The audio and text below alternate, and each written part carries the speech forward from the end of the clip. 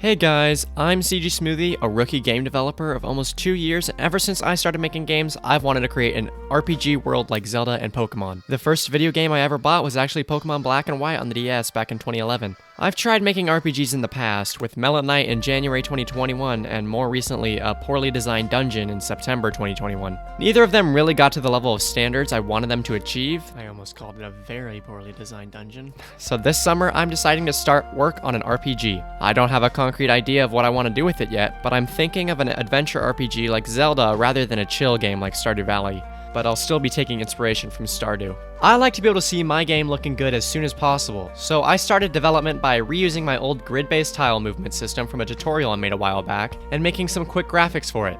I blocked out a basic character and animations inspired by the Pokemon Red, Blue, Gold, and Silver art style, but with obviously more detail as I'm not hindered by as many technical limitations. My walk cycle for the character has 7 frames, reusing the first pose and an extra pose for a blink or extra animation. This basic character sheet will be used for not just the player, but also probably most NPCs. I threw that into Unity and got it working in the animator. I made a specific character that I was gonna use for the main character, this little dude in a green shirt and jeans. I mocked up 2 other characters and realized I should just use a character customization system so that anyone who plays this can represent themselves, as much as possible on a 16-bit dude. I made a grass and dirt tile set so I could have something to look at other than the endless empty blue void of Unity camera background colors. I'm really happy with how this tile palette has come out, and it looked a lot better than my old ones. I'm trying to use more shading than I have in the past with this game's art style, so we'll see how that goes. Ever since using rule tiles in Spincher, I've tried to sneak them into every 2D game I've made, and this game has been no exception. Of course, since I took a couple months break from Unity because my last year of high school just became extremely busy after the new year, I spent a couple minutes panicking not knowing how to import the 2D extras back into my own project. I could have just used my own tutorial on the subject, but we can't be using 100% of our brains all the time now, can we? After going through the miserable tedium of actually setting up the tile set, I experimented more with the art style and tried out the DS Pokemon games method, where all the characters and other important things like tall grass are actually at an angle compared to the floor. Sort of like how Octopath Traveler and Triangle Strategy do it now. I do kind of like this method, but due to time, I decided not to do that for now. I could change my mind later, but with the assets I've made by the end of this video, it might be too much of a hassle. You guys let me know how it looks though, and I'll see. I mocked up another goofy character idea suggested by one of my friends, which was a fish guy. Looking back with the character system I've made, this might be best for a wacky armor option and not as a character skin.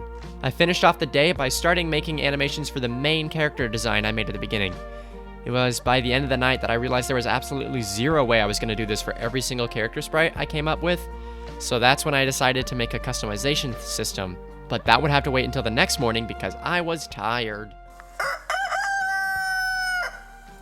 So obviously, after ending off that day like that, I decided to make another tile set, because why not? This time I made a very intricate stone path tile set, but it's still not intricate enough, and I might have to go back and make some diagonal paths, or turn it into a dirt path or something.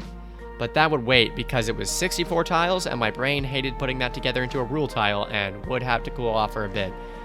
Can I just let you all know that this one tile set took me 4 hours by itself? Literally horrible. I would never recommend this lifestyle on anyone. Make simple tiles, folks. Do not stick to clumpy rocks just because you'll think it looks better. Probably won't. Speaking of simple tiles, the green grass was looking a little dull, so I added some very small, easy to make variety by making 9 grass tiles with small blades, chunky blades, and flowers, as well as transition tiles for each. This one only took 40 minutes, which was much nicer on my pea-brain. And I was back to loving rule tiles for their randomized feature, which allows you to add variety to tiles like with the flower tiles. Now I finally got back to that character customization system I put off for 5 hours.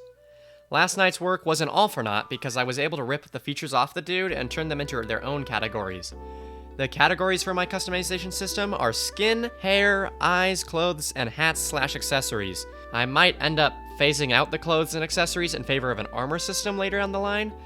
But you'd be insane if you think these assets are going to waste. I'm still going to use them somehow, even if it's just for armor. When coding the customizer, that's when I phased out the Pokemon camera idea.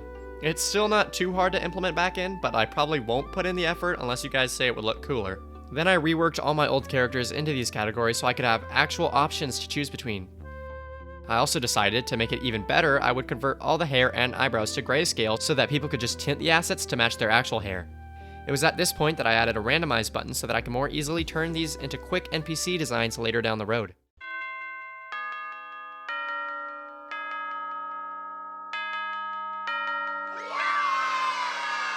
The start of day 3 mostly consisted in creating more character assets to add actual life to the characters. From making my smoothie maker last year, I already had experience creating a bunch of different body parts to use, so it wasn't that hard, but it sure was extremely time consuming and boring. The results pay off though, because now it is much easier to tell two characters apart, even if they were randomly generated. After that, I finally got to work on more of the core game mechanics I had to put in, no matter what the game ended up being. I knew I was going to have sub-areas at one point, so I made this house sprite that bears no resemblance to any game's houses whatsoever. I don't know what kind of psychopath would ever think that. That sounds like a you problem if I've ever heard of one. In fact, why the heck would you dare accuse me of So yeah, I added in sub-areas and only struggled with trigger detection for the 100th time in my Unity career. Why is it that every single project I do feels like trigger detection never works the same way twice? It could just be the months I've taken off of Unity, but I swear this happens every time. So I finished the sub-areas, and wow, this house interior really looks homely. So I made some assets for interior, including yet another rule tile for this one rug that I did not have to make a rule tile for, but hey, who asked you anyway?